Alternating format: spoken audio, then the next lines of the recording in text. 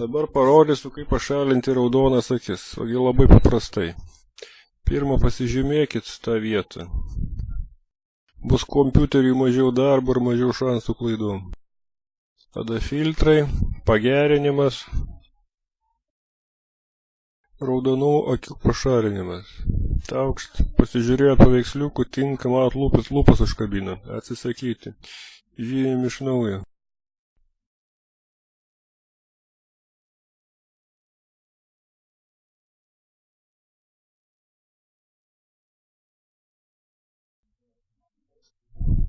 Filtrai, pagerinimas, raudonų akių pašalinimas. Žiūrim paveiksliuką, viskas gerai, ko nereikia neužkabina.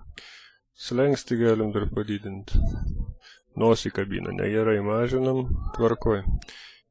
Dar nosį kabino. Nukabinam, viskas. Gerai.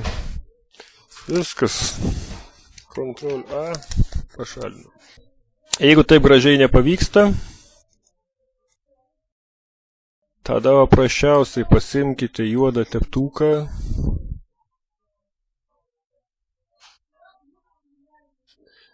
ir nusipieškit.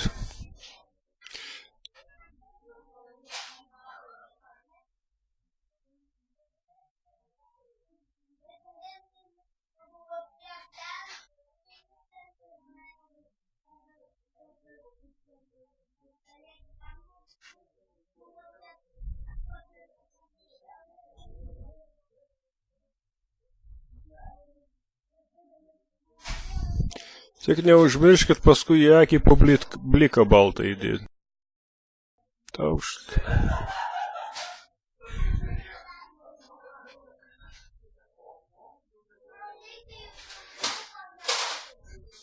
Na va, nes be bliko akis atrodys negyvus. Jeigu nori, dar galite akių spalvą perdažyti. Susikurkit naują sluoksnį. Gerai. Padarykit jam, sakykime, veiksena perdengimas. Spalvą, sakykime, padarom jam, pavyzdžiui, va tokią.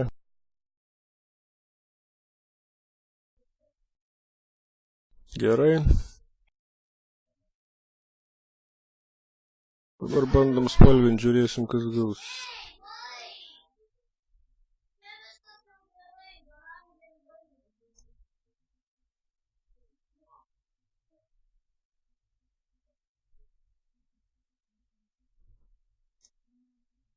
Čia aplyginti reikia.